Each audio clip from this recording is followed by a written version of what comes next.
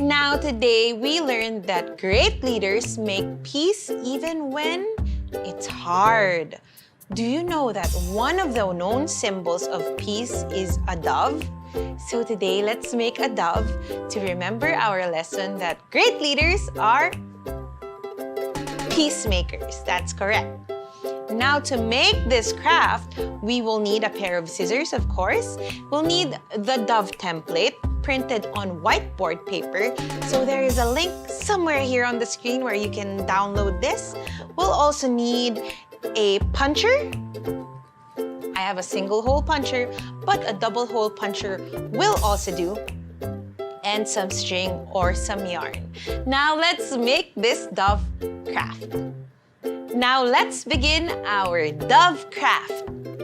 First things first, make sure that you print out your dove template on whiteboard paper.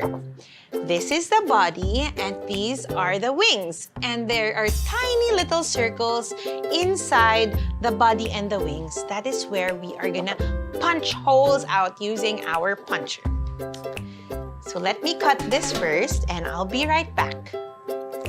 And now that I have these all cut out, let's now punch some holes on the templates. So first thing that we want to do is the wings. So the wings are actually a mirror image that you can just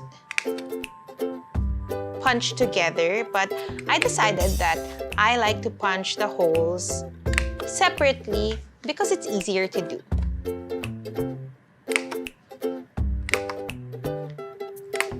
Ooh, I love the sound. Listen.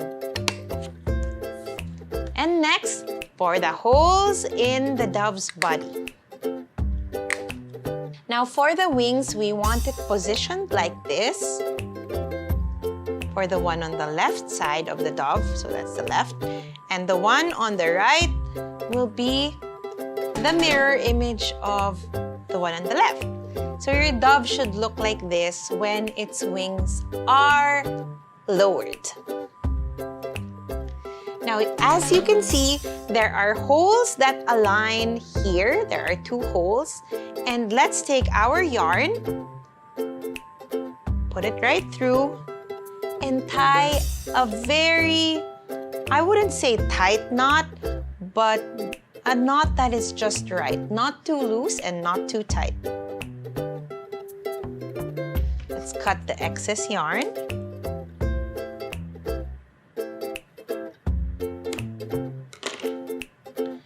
Now make sure to align the holes again. So we have one hole secured. Whoops. I hope you can see what I'm doing. If not, you can just rewind and look carefully. So again, the knot shouldn't be that tight, but it shouldn't be that loose either.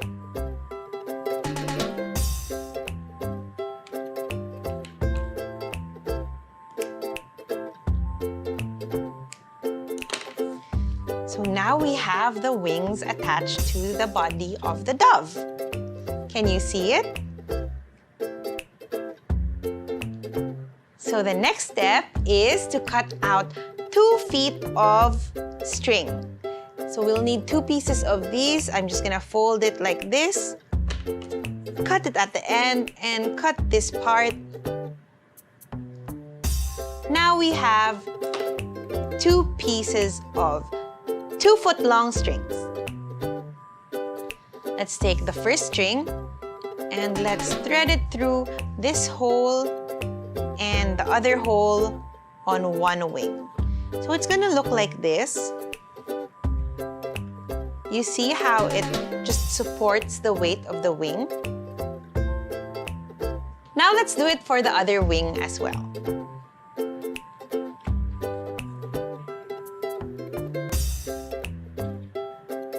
And now we should end up with something that looks like this. You see how the 2 strings are supporting the wings of the dove?